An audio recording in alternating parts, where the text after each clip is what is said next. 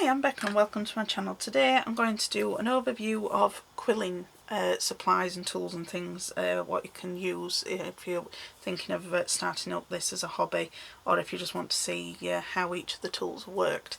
I've previously done a video introduction to paper quilling, and that was a shorter video where I just basically showed you the different tools and a quick overview of what they've done. Now that video did really well, but I've had a few people say that they wanted to see me actually using the tools. I use the tools within all of my other videos that I've already done, but I just wanted to do a bit more in-depth one so that if anybody sees the old one and they say the same thing to me, I can just say I've done a newer version of it now. So as you can see, there's lots of different things for me to show you, so let's get started and I'll show you what they do. Right, so in this video I'm just going to show you the quilling tools that you can get and how. So there's lots of things that you can get for paper quilling. Like I said in the original, basics, really bare basics, all you need is your quilling strips and a quilling tool, which is just these, which I'm going to show you, and some glue. That's pretty much the bare basics, what you need. Everything else is sort of just like fondant on a cake, it's all extra, you don't have to use all of these things. So I'm going to clear the way a little bit and I'm going to show you some of the individual tools. Now I'm using these packs, rainbow packs of quilling strips. Reason being is because when you've been doing quilling a long time, as what I have, and you want to do large projects, you want a lot of strips of the same colour. These ones are really good for when you're beginning and you're just wanting to start out and see whether if you like quilling or whether if it's just a small project that you want to do. These ones are ideal. I've got these because they came with some kits that I found on sale in the range, which is a shop in the UK, and I've still got them, but I thought they're a good place for me to use them for these videos here. So I'm going to just take out, let's take the, there's some, let's go with the 5mm ones, a little bit easier to see them a bit better, because there's 4 different thicknesses in these packs that I've got. There's a, I think it's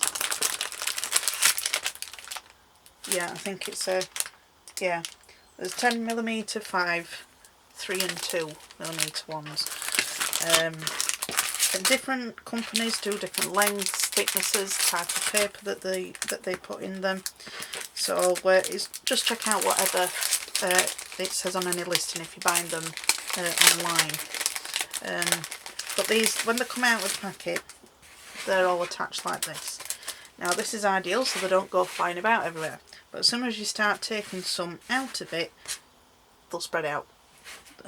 Just simply because they're not glued to this bit that they have at the end. This is just for them to be able to keep them in the packet. So what I'm going to do first, I'm going to show you these cork boards. Now these are for if you've got specific shapes and things that you want to make, if you're doing a lot of the same things, so if you're doing invitations, greetings cards, embellishments, things like that, and you just want to make sure that all your shapes are a uniform size. So this one is the newest one that I've got, and this was in one of the kits that I got reduced. So, take it out. And as you can see, it's just got the corkboard stuff you get on memo boards, that's all it is. So if you can't find one of these, you can just get a corkboard. I've got one of those. It's just one of those notice boards that are in the sort of stationery sections in shops and things. So if you can't find these ones, which you can get these pretty much all over, especially on the internet, just get yourself a normal corkboard, notice board sort of thing. So as you can see, there's all different shapes in it, and it's also got these little dot peg things. This is what you put pins in. That's just another form of, of these. So this is a smaller form of that, but the holes are a lot smaller as well. You just use pins with these ones. These are called husking boards, and not this one, but the other one came with pins that you basically put into different patterns, and you wrap your paper around them. So I'll just put a couple in and close the drawer, and then I can put it to the side. So it's got those in, whereas the one that's on here you'd have to use regular clothespins because the holes are just a lot smaller than what they are. So I'll put these back in here. Now this is the thing that I've not actually used all that much of, but it is on my list of things that I want to look at, so I shall have a little go with it in this video, and then I'll practice with it more off camera and then I can come back and show you. So this one you've got a larger area, so say if you're wanting to put together a flower, you can make your different petal sizes and then you can form it together here, because when you're forming your shapes you use your pins. If you haven't got pins you can also use cocktail sticks, so if you can get those will stand in just as good. It just needs to be something that's sharp really. So that's another bonus of, well not bonus, another tool of quilling is just toothpicks. So, or cocktail sticks, whatever you call it from where you are ever in the world. So I'm just going to peel off the side bit, and this is what keeps them all together. Now as you can see they're coming loose already. So I'm going to do, I'll use the purple because it's right on the outside.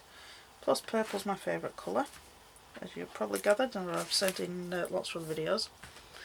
So I've just got one strip. Now if you are doing things that you want all the same size, then you want to make sure that your strips are the same length. Now these ones are 38.5 centimetres, or depending on whether if you're working in millimetres or centimetres, just make sure that your strips are the same length.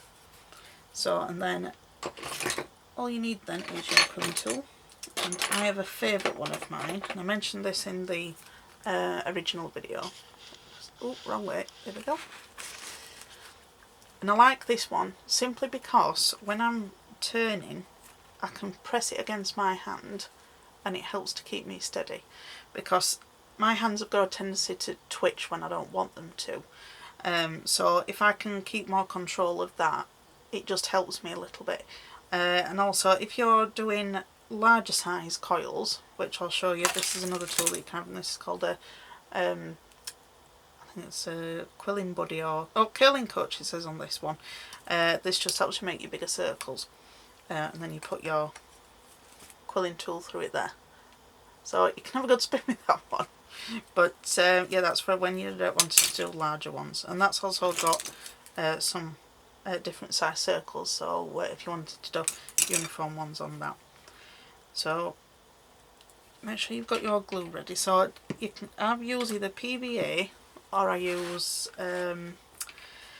what's it called, Clal all-purpose glue. I use that one as well, or you can use these, which are like little glue pens, and it's just like got a tip on the end and glue comes out the end of it. So there's different ones that you can use. So in for that. So I'm just going to take my full length of strip, and I'm just making sure that I keep my finger on the end of the coil, and I have one on the side, as you can see here, so I have one at the top and then I have one underneath.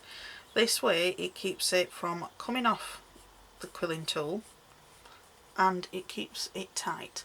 So I'm pressing this against the inside of my hand and I'm just holding the quilling tool like this, and I'm just turning. If you're left-handed it's just the exact same way but opposite way around. So I've got to the end.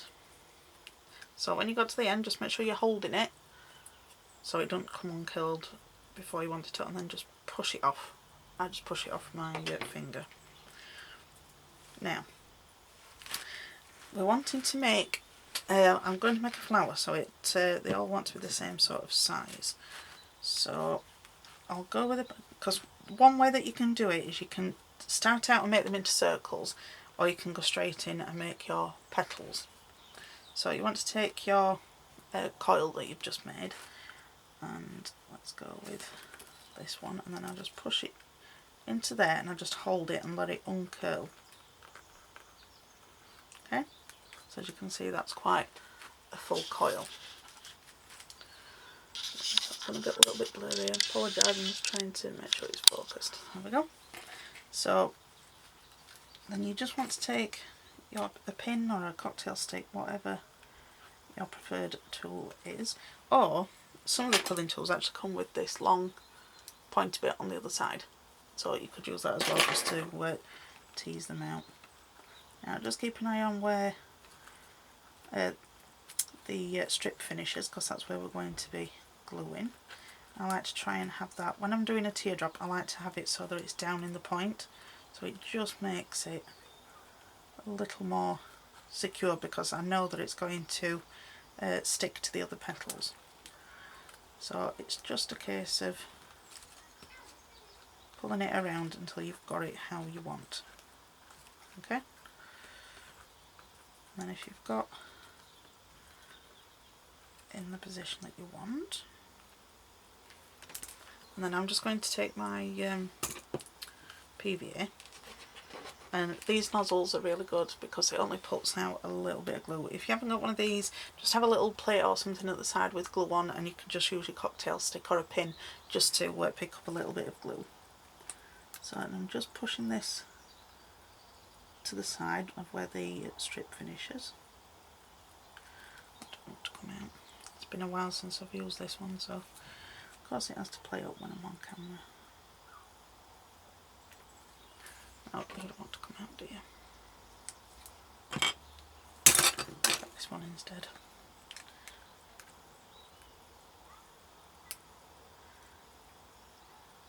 I think my glues have fallen out with me, because I've been busy doing all my clay videos. I've not had much time to do any paper craft. Oh, there we go, that's better. So I'll leave that off because I'm going to be using it in a second, and then just pull it down so it fits into the shape that you're using, and then just press against the side with your cocktail stick or a pin just to make sure that the strip sticks where you want it to, and then you can just simply move this around and uncurl it so it's as open or as full as you want it to be. Okay? And then any that you want to keep pinned down, or the pointed end, just hold the coil up to where you want it to be, or you could use your cocktail stick and just push it in there and it will hold it in place. And then you can take another one and then just pull these down into the shape, just like that. And then you can also add just a little bit more glue just on a few of the side pieces, just so that it keeps it in the right shape of what you want. I'm going to put one over here, and then once they're fully dry I will pull these out and I'll have a beautiful petal. So it doesn't take long to dry all these. I'll just take that out.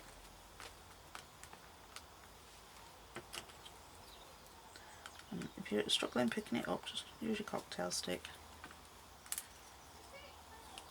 And there you've got a petal. Okay?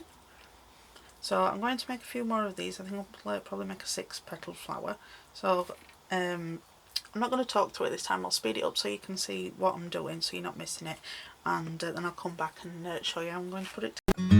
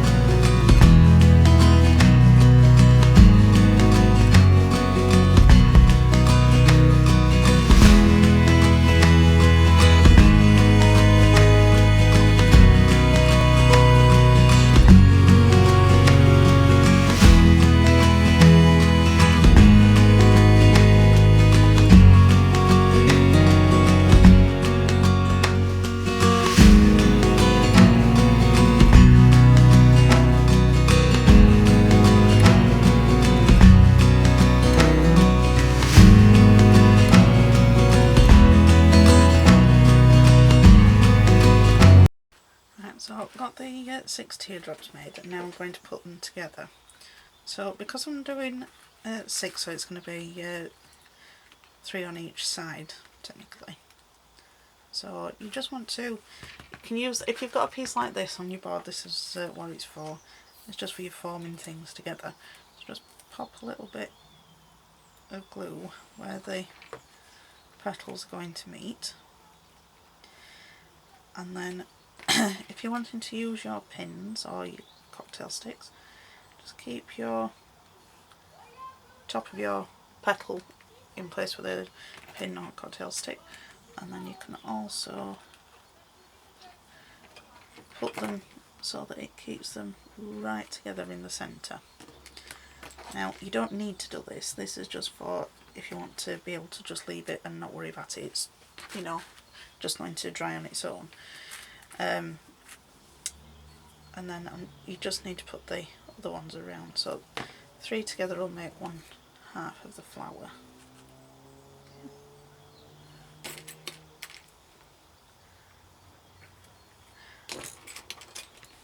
And another thing you can do, if you want this coil to be more to the left or more to the right, you can just keep it over and you pin it to the side that you want it to be. You can see. Ooh. So that's pretty much just straight top to bottom, whereas this is leaning more to the right of the petal. So that is up to you what you want to do. If you want to keep your circles right in the middle, then just leave them as they are, but if you want them like that, pull the coil to the side and then just put a little bit of glue on top, on the side where you're wanting them to meet, and leave the cocktail stick in or pin, and the glue will seep down in between the cracks of the paper and it will keep it in that position for you. Okay, so I've got the 3 done there, so I'm just going to quickly do the other 3, so I'll speed it up so you're not watching me forever.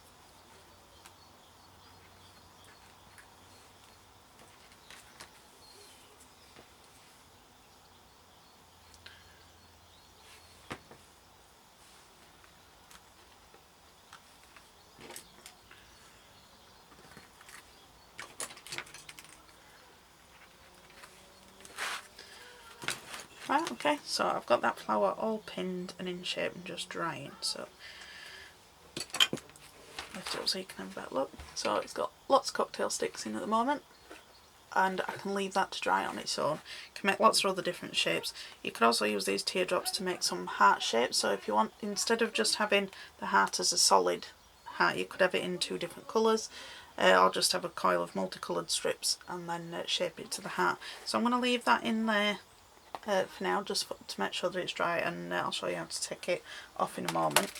Another version of that is these. They're just a basic sort of a plastic ruler, but it's got different size circles in. Now these are very useful for, again, if you're making petals and things and you haven't got one of the other boards, you make your circles and then you just pinch the shape at the bottom. So you've got lots of different size circles on one of these. Again, I've got more than one because they came in the kit.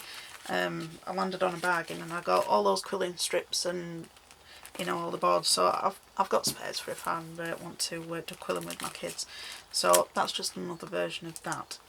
And like I mentioned before, the husking boards, I've got 2 different types. This one's got the horizontal lines, and then this is so you can do more intricate shapes. I'm not too fond on this side, just simply because I'm not right sure what to actually make with the shapes that I do with it. So again, that's probably something that I need to look at myself, to challenge myself with that. But with this one, you have the little drawer that has the pins in it. Take them out. Now, there is some of the pins that's got a split inside, a bit like a normal quilling tool. You can't really see it all that well. I'll get a strip and show you. So it just goes in like a normal quilling tool strip, and it just holds it in place. You know, like while you're bending it around the rest of the pegs. So I'm going to pop that one right in the centre of there, and then I'm just going to put some of these other ones at different points. So I'll let that leave a gap and then put another pin in. Now, depending on what shape you want to make is dependent on how many pins you put in. So again, you can make flowers, you can make fan displays with these. There's lots of different shapes you can make. It's just a case of you playing with the pegs and figuring out what you want them to look like. So I've got all these pins around here. You can see they're all stuck in the board, and then I've got the one at the side that's got the slit in that's going to be the centre. So I'm just going to slide my strip in, and I'm just going to bend the strip down at the bottom. So this is where I can glue. Get the best angle for you. So I've just folded it over there. And where's my glue? There we go.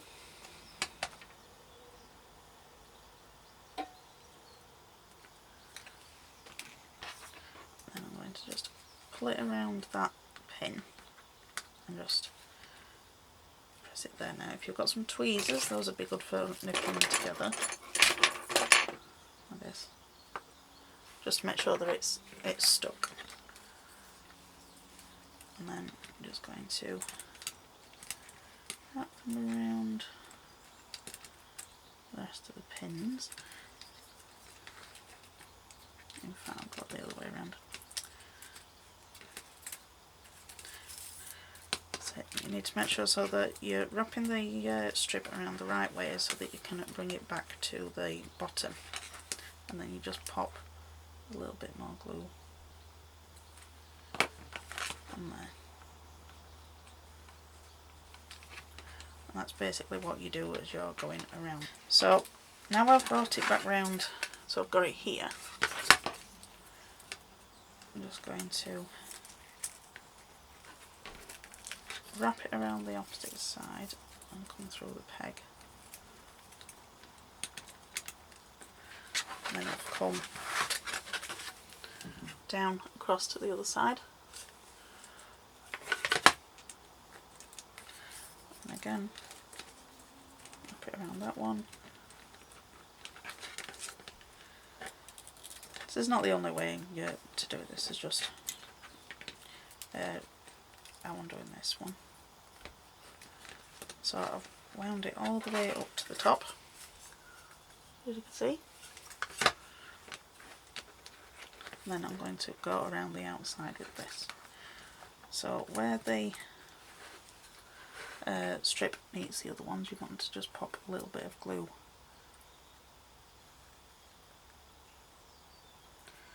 on the edge, and then come all the way around the outside,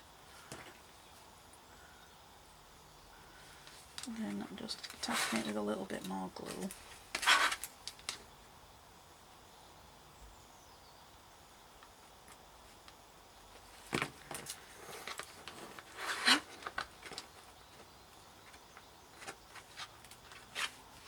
And then you just want to snip off the excess. Oh, it's stuck long enough.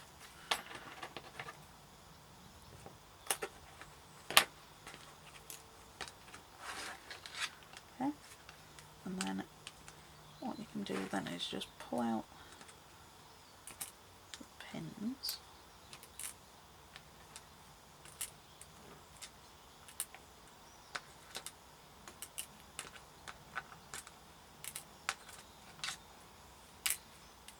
The one that's got the slit on, just be and pull that out the bottom way.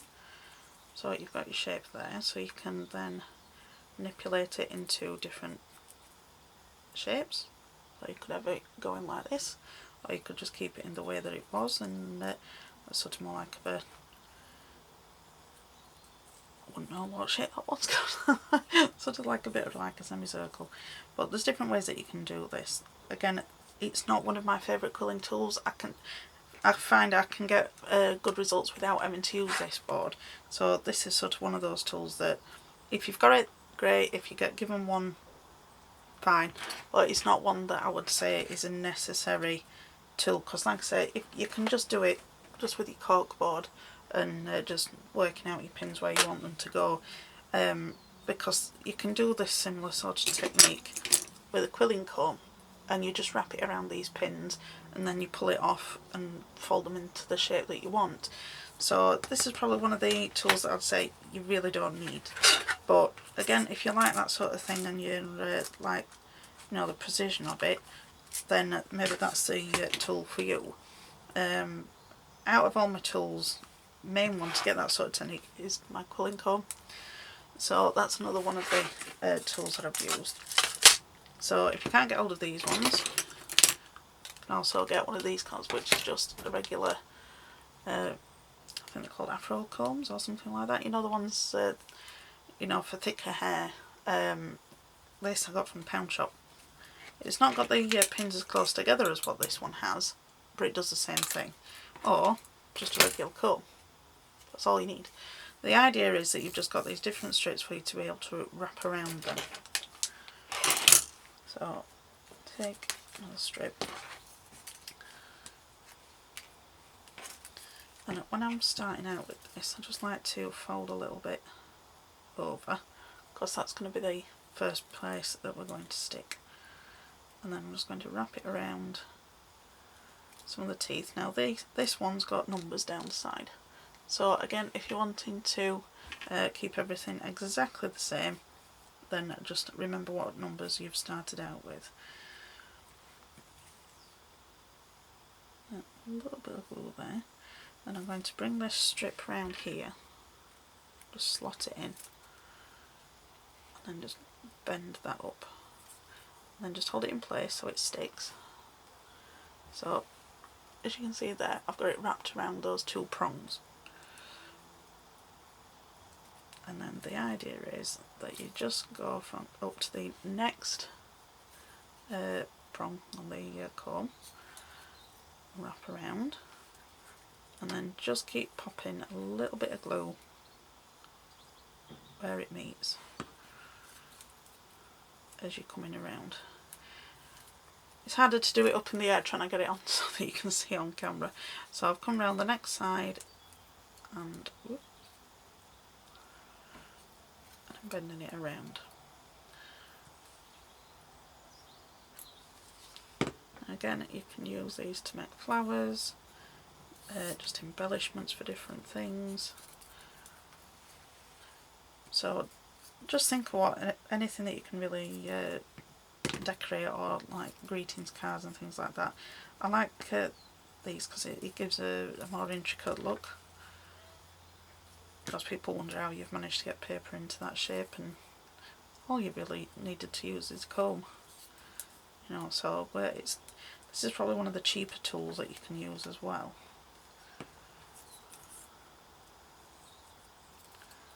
But like I say, if you just want to try it out and you've got a regular comb in the house, try that first before going and buying it.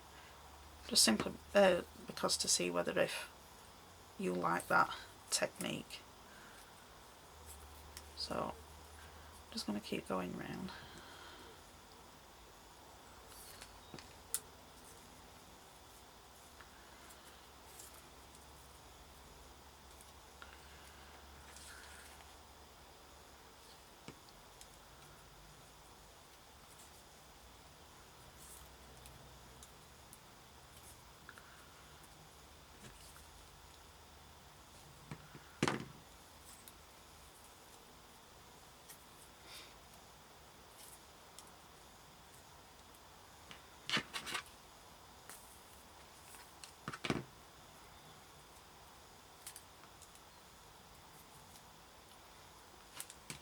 to the end of the strip.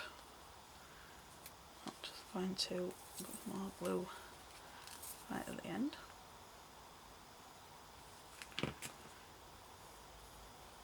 Okay, so you can see that's how we've got it on our comb, and then you just slide it off,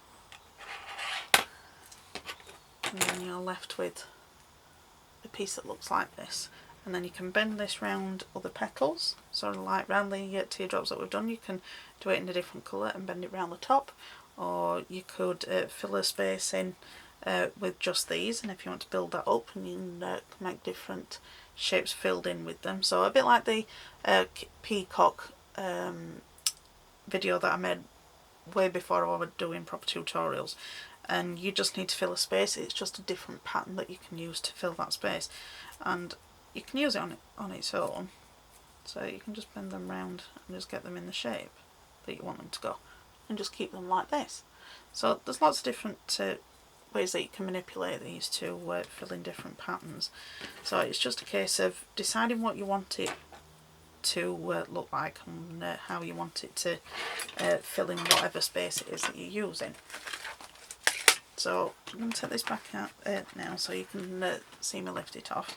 So I'm just going to take my cocktail sticks out,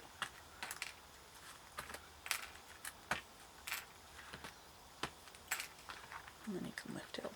Now another tip is that I've picked along the way is if you've got some wax paper or some baking parchment, you can just pop it underneath. It's just less likely to stick, you know, your glue to your cardboard, but this has just come off fine. I'll just put my toothpick underneath it and it's lifted off, and there I've got my flower, and then this we can manipulate it into whatever position we want it to be. So we can use silicone glue or just regular glue, just something like that for you to make whatever shapes you want, and it just works exactly the same for all the other different shapes that are on the board. So as you can see, we've got ovals, teardrops, triangles, squares, and this can be for your swirls as well. So it's just something for you to be able to keep all your shapes a uniform size. Right, so the next tool that I'm going to show you is the quilling buddy. So you just want to take your quilling tool and just pop it through the hole that's there. And this has got guides on, so say if you're wanting a circle or a tight coil a certain size, you just know which line you want to go up to. So you just pop your strip in to your slot like you usually would, and you simply turn. So you're pressing down on the quilling buddy sort of from the top against your tool that's underneath, and then you're just turning it like you would before, but this is more for, say, if you're wanting lots that are all the same size, or it's a large one and you just not want that extra support, just to make sure that the coil doesn't come undone, because it can do that, and I've done that, and it is so frustrating, especially say if you've been winding up like 10 strips, because your hand can ache by the time of that, and if you've got to redo it, it's very frustrating. So these just help you with that, but once you get used to doing it more, you find that you don't need to use all these extra tools. These are just things that are brought out just to help people that, you know, they need just that little bit extra help, or if you're just starting out. Doesn't mean that you're a bad artist or anything for using these. It's just, I think once you've been doing it a while, you sort of get your own way of doing things. So just make sure I've got that tight and finish winding it around.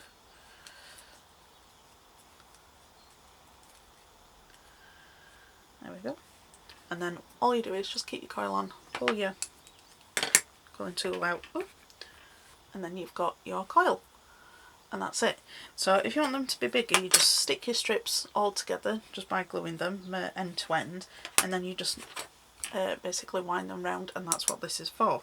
So again, it's not a necessary tool, but it's helpful. So if you're wanting to just make a lot that are the same size, or it is hurting your hands doing it without it, this just gives you an extra sort of piece of support for while you're doing it, because you can also hold on to this part here. So if you've got dexterity problems, this could probably help you holding onto it with your other hand, just to make sure that you're keeping the pressure on the coil so it doesn't come undone.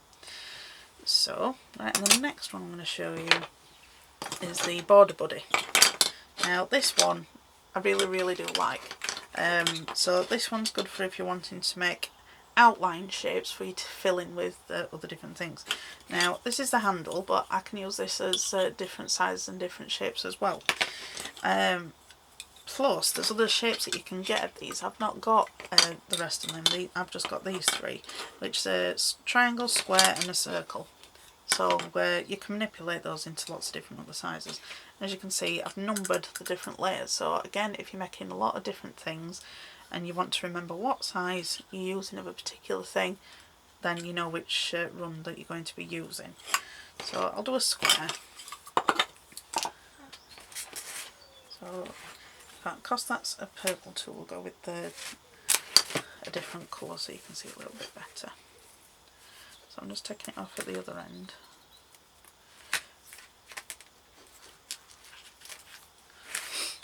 Okay, so I'll go with the largest one so it'll be easiest for you to see. Now the handle just goes on like this, but I find because it wobbles quite a bit, I just like holding the tool. It's just for if I'm having a day with my hands are bad, I can hold, like, sort of pull down on the base of the actual shaped part and hold it there, but I try to manage without doing that. I like just holding the main strip. So I'm going around the biggest one and I'm just holding it around. Now once you get it stuck on the first part, it does get easier. So as you can see, I've just wrapped that around and then pop a little glue. It's going to join. Now you can put glue all the way around the strip if you wish. You don't have to. It just depends on what sort of border you're trying to make. If you wanted to make something that's very stiff, or if it's sort of just a rough guide for filling something in. It just depends on how much glue you want to put on it. And then all it is now is a case of wrapping it around, and then you get that shape. So I do like to put little blobs every now and again. I don't like putting it all the way around because it's just my personal preference really. It's totally up to you. And then gone round. Now if you're wanting a really thick border, again you would just stick your quilling strips end to end and then just keep on wrapping them around. So I've got to the end of the strip now. I'm just going to put it on the last bit. Just remember to try and keep pulling it tight around the shape just so that you get that shape that you're wanting. Okay, so I've got that wrapped all the way around now. And then just take something, just tease it up just away from the ledge. Then you'll be able to just take it off, and then you've got your square. Now if you're wanting it to be more pointed on the edges, so you can just pinch like this, because they're rounded corners, but if you're wanting something that's got a proper right angle, just give them a pinch, and then with those ones you can turn it into a diamond. So just depending on what you want it for, or you can just keep it as your regular square. So, and as you can see, there's different ridges, so whichever size that you're using, you just basically butt your strip up to the ridge that's just underneath of that number that you're wanting. Like I said, and I've just got the 3 different shapes of them on, but I think you can get hexagons and pentagons and all those other different shapes that you might want to use to fill things in. So again, it's an added thing for if you want that extra little bit of help, or if you've like you're doing say geometric patterns and you want to do all different squares, and then you know you can line them all up together and fill them in. You can fill them up in with different size coils or swirls. There's a technique called a beehive technique, and that's just basically where you take your quilling tool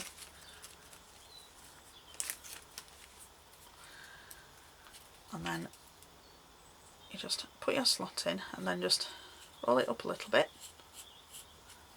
Okay, and take that off, and then just come a little bit further down the strip, and then can curl it in the opposite way, same way, and then we're just getting some swirls. Take it off. Again, it just depends on what look you're going for.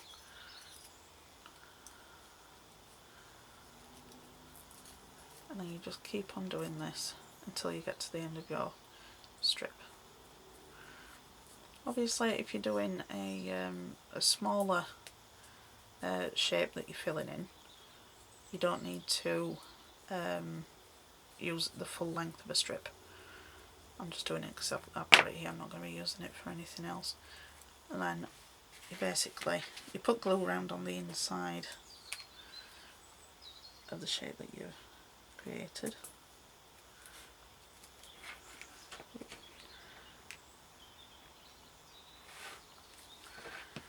And this would actually be another good use for you to use on the corkboard part of these. So put your shape in there. Then you just take these coils that you've done and then you pop them in inside the shape that you've created. And then use your pins or your cocktail sticks just to pin them into whatever position you want within that shape.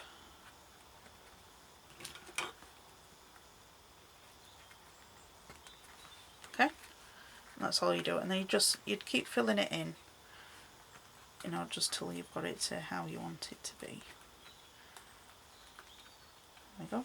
So obviously, because this is quite a large square, you'd need more to fill it in completely. So as you can see there, you've got that sort of swirls like what you get with in a beehive. So that's why they call it the beehive technique. So that's just another way for you to be able to decorate and create other patterns. If you're wondering why I keep putting this pin back in, it's because these nozzles dry up very, very quickly, and they're very awkward to get them clean. So that's a tip that I give you. Keep putting your pin back in if you're not using it straight away, just simply because so you don't have to keep clearing it out. So I'll put this aside and I'll go and get the next one. Right, so the next thing I'm going to show you are these crimping tools. This is just one that I've found in the kids craft section of a shop. Now these ones are the proper quilling ones. As you can see, this is just one and it comes in a nice little tidy box. This one you get quite a large crimp with it, and on this one there's there's actually 6 different sizes, I think. Looks like there's 6 different ones altogether. So as you can see, there's the different reels for whichever one that you're wanting to use. So you just pop it through your circle here, and then you turn the handle and it comes out the other end. And then this one that's in a little box, handle's separate, and you just pop the handle in there, and again take a strip off.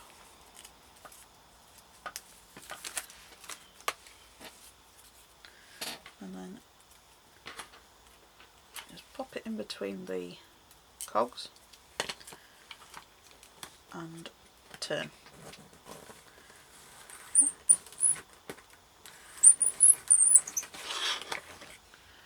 And then you've got a lovely crimped piece, which again you can fill in the shapes that I've showed you how to make with the border buddy. Now with the other one, you've got your larger crimping ones and it comes finer the way down. Now this one, I have lost a handle, but each of the handles fit onto the next one. So it'll be somewhere in my studio somewhere, and it'll turn up when I'm not looking for it. Let's get another one, and then, because depending on if you want it to be really crimped or if you just want it to be every now and again, depends on the spacing out of them. So as you can see with that one's quite a narrow crimp, and this one, go with the we'll go with a really fine one, I think, because we've already got a handle in there. And then I like to just hold it in, and then just try and keep your strip level up. Comes out the other end. It's a lot finer crimp, so you can see it there. So it all depends on what you're wanting to do with it. Whereas these ones, it's just your bog standard, like what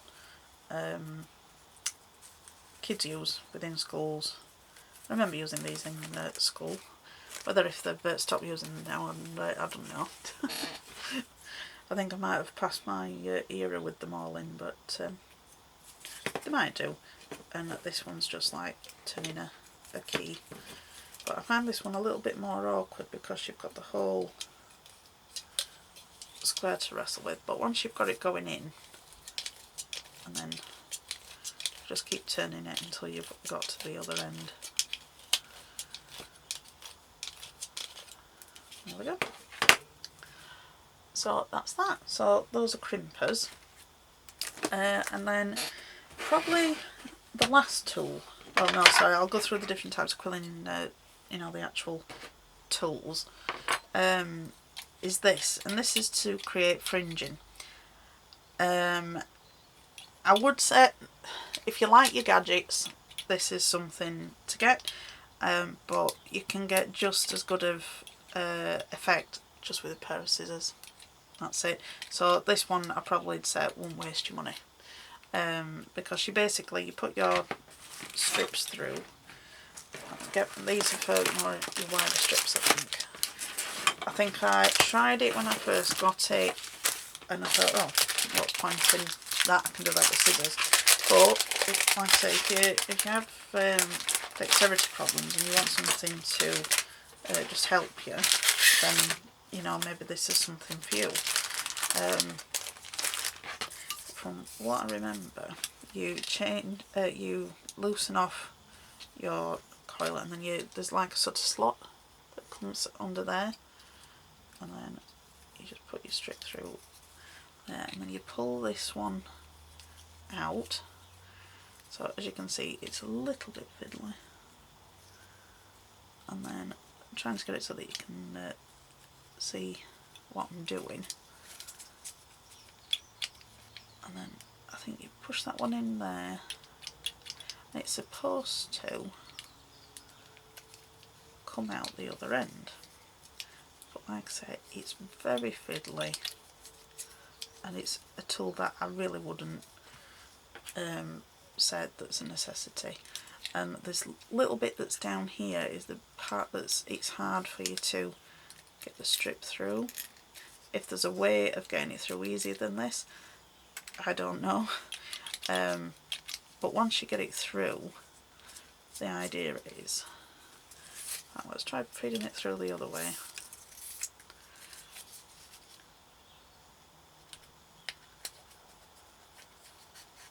Just make sure it's going under the... You need it to go underneath the blade that's going to be cutting.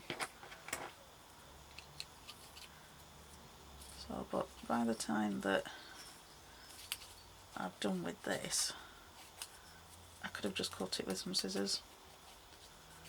And like I say, it's very fiddly. So if you like this sort of thing, you know, then buy it by all means.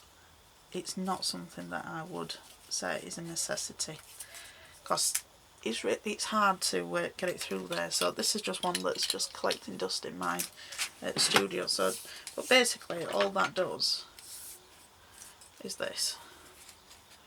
So it's just a case of cutting down little slits, but not all the way to the bottom. Now if you want all your cuts to be absolutely precise and every one to be the same, you know, then the machine will do that for you. But I don't do all that much fringing anyway, really, apart from centres of flowers, and then you can just curl them the other way or out, and then because you've not come all the way down, then you can quill it up and make other shapes. So then you just take your quilling tool, pop it in there, and then as you can see it's sort of fluffing out, and then you just pull them out and then you get a fringed look. And that's all that does, and that's all that machine's for. So if you can manage to do it with the scissors, I wouldn't bother wasting your money on buying one of these. I thought, oh, a gadget, quilling gadget, and whenever I start anything I always want to have everything so I can have a go at it, and because if I'm going to do something I want to have everything and so to give it my best. And I got this and I just thought, what's the point? was my actual reaction to this, because that's it, you can do it with a pair of scissors, and you can even get some not sure what the real name of these scissors are, but they've got multiple blades on them and you can use those and it's a lot quicker. Or you can even just use a craft knife if you preferred, you know, just like this, and then just cut little slits in your strip. So there's different ways of doing it, so you don't have to buy this, you don't need all these tools. This is why I did the original video. I wanted to just show you what tools were out there and say whether if you needed them, pretty much. But this one's more of how to use each individual one. Now, going back to just the basic tool, which are these quilling tools, and I've accumulated a collection of them over the years. And again, I keep going back to this one because it's my favourite and it fits in my hand. This one is more of an awl, but it's got a large one, so if you're wanting a coil that's got more of a hole in the centre, you just you wind it round the same as what you do with another strip, but it's just not got the slit in it. So when I'm doing these ones, I like to use my bone folder just to start curling it. But if you haven't got one of those, just use scissors like you do when you're curling ribbon when you're wrapping presents. You know, you just want to start it off to start with, and then you just curl it around and you add your glue. Now, me personally, I like to have a slit because not all the time I can't always hold it steady enough to keep it in place all the time, and I just find that the ones with the slit in are quicker. Now, if you haven't got any of these, you could use a cocktail stick. So I've got that going now, and I'm just pressing it against it.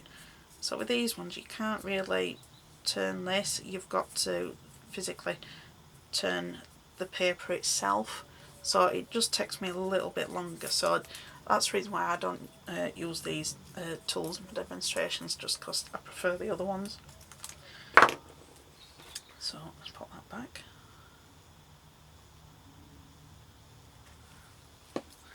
And so these are the different ones I've collected over the years. So this one's got a slit in at this end, and this has got the long sharp point bit at the other end, so that's good for when you're using your boards just to do your shapes and you're pinning it out and stuff like that. It's just something fine for you to be able to manipulate it.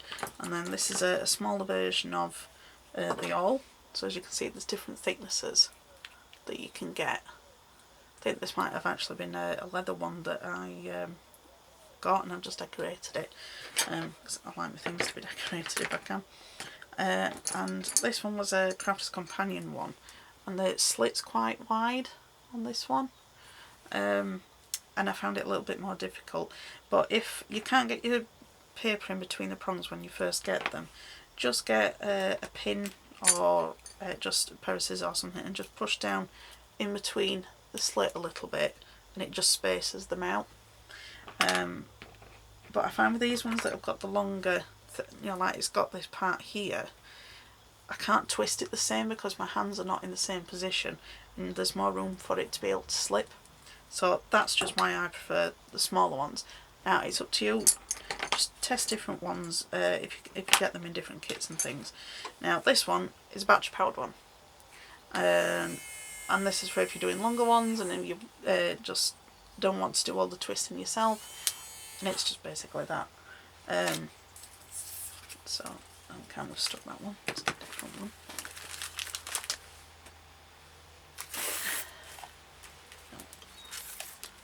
Got this one. So then you just pop your strip in.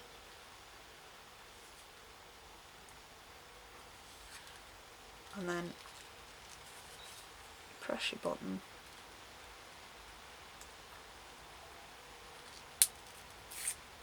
And that's it. That's all it does. And you just got to hold it in place. So I hope that's a little bit more of an explanation of how the tools work rather than just what tools you can get.